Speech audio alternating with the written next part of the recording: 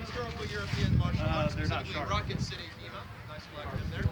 And we study and compete in the modern practice of various fighting traditions from both Europe and North America, assuming that the tradition came over from Europe. This includes everything from, some people go for old Viking wrestling traditions, some people go for, like myself, the German and Italian fencing traditions from the medieval period, Italian and German rapier, and all the way up until the 20th century. As long as swords were used, people were writing down how to fight with them. We find those books that they wrote down, we reinterpret what the advice they gave, and we try to get ourselves as close to how they would have fought back then. Now we also have the ability to compete in a modern circumstance. For example, my buddy Jake here is wearing what we would standardly wear for any competition. He's got good arm protection, elbows, shins, nice mask and a scrum cap underneath, and he's also holding what we call a fetter. So, this here is a blunted longsword. Okay? It's got the exact same proportions, the exact same weight and feel as a sharp sword would have. Which means usually people don't like getting hit with it when we're all being a little bit competitive, right? So, what you would train with both historically and in the modern sport practice is a fetter. A little bit lighter, thicker edges, not going to hit quite as hard, and very good at flexing. Now, I mentioned a minute ago the name Johannes Lichtenauer. This is the Cullman Oktoberfest. I expect you all speak German, and of course you're all familiar with the great Meister Johannes Lichtenauer, right? Household name.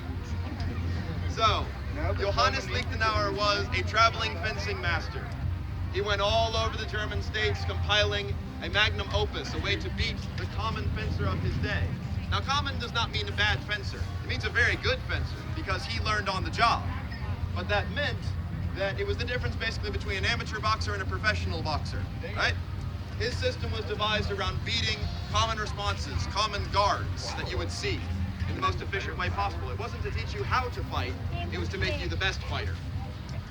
Now, the other cool thing about Lichtenauer is, as we all know, we've all seen the Karate Kid, for example, you know, my dojo is better than your dojo, and you can come learn from me, right? Lichtenauer had a little bit of that back then. There were a lot of fencing masters walking around. And so what he did to keep his art secret, to make sure that if you learned it, you would know it and other people couldn't just read his book and know it, was he compiled all of his advice into a poem called the Merkverse. The poem, if you just read it, is an okay poem in Old German. It's pretty good, you know. A plus credit. But it doesn't make a lot of sense. When you know what you're looking at, however, it makes perfect sense. Now, I'm sure you're tired of me talking, so let me show some steel work, right? All right. So, here. Jake here.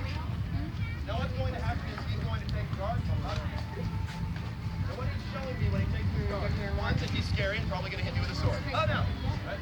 But this guard is not just a fancy position to stand in. It's also closing off one side of his body. So if I just cut at his close side, he doesn't even have to move. I will not be able to hit him. So he's telling me he's got to hit me in the left side of the head, which is good because he's now prepared to deal with anything I might throw. He's trained a little bit. He understands how to respond to the guard. So when I throw that cut, he goes to defense with a nice cross body, and he's got his point much more online than mine, so he can fall for the breath, and I die. Bad times. This looks pretty bad, right? So the guy who throws the first cut loses? Not necessarily. Lichtenauer saw this guard was very common and said, okay, I'm going to make a strike that beats this guard. And the way it beats the guard is that I'm going to hit him, and he's going to have a choice. He can either die while trying to hit me, or he can defend but not be in as good a position to get that point into my face. So what I do is what's called the Zwerghout, crossing strike. Here. I come in horizontal and high, but to defend his head, this point is way up in the air. I'm not worried about that anymore. So if I want to follow up with a thrust, I can. If I want to push off and take off to the other side, I can.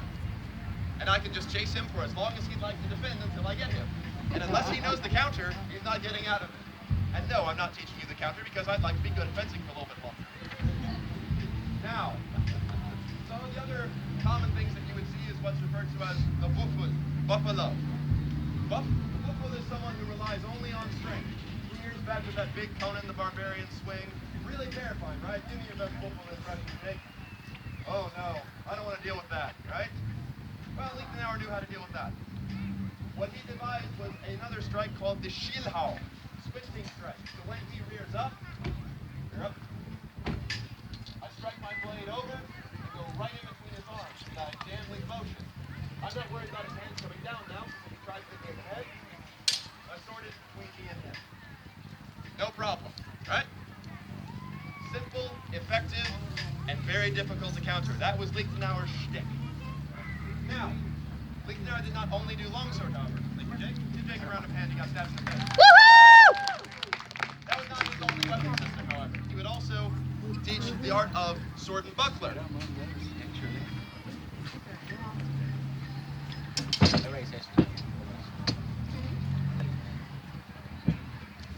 So, this would have been probably the most common civilian self-defense set you would see walking around in the early and mid-Middle Ages. Right?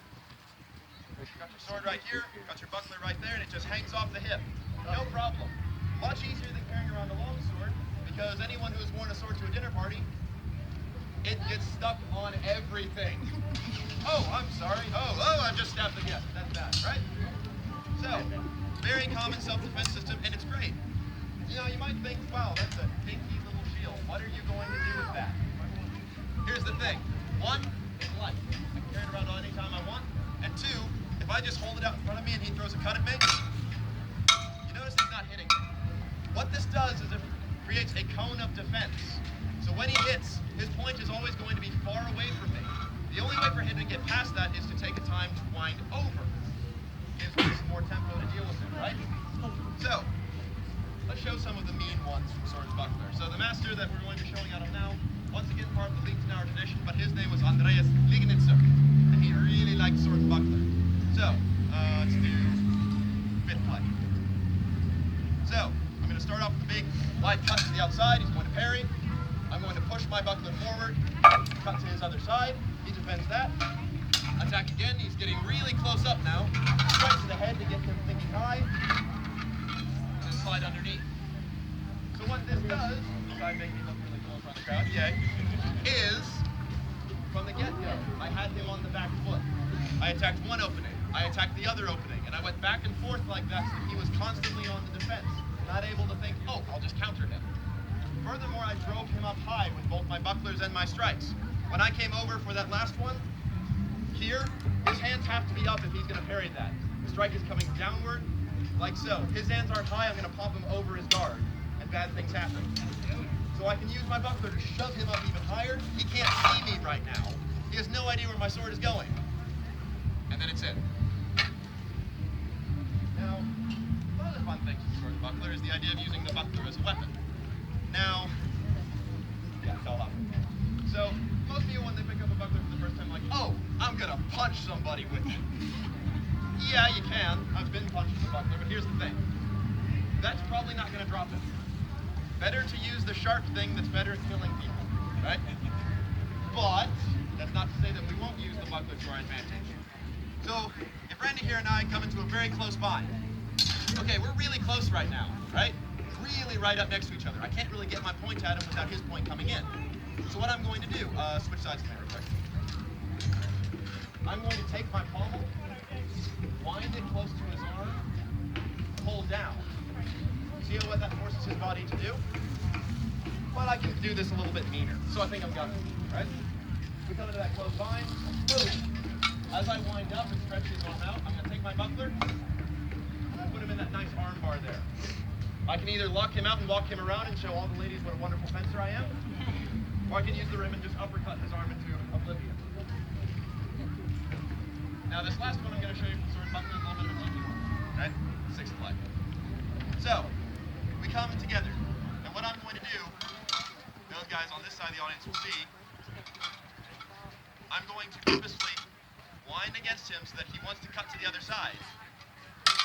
I'm going to deflect it with just the one hand. Reach underneath, rip his buckler out of his hand, and smack him in the face. Good time.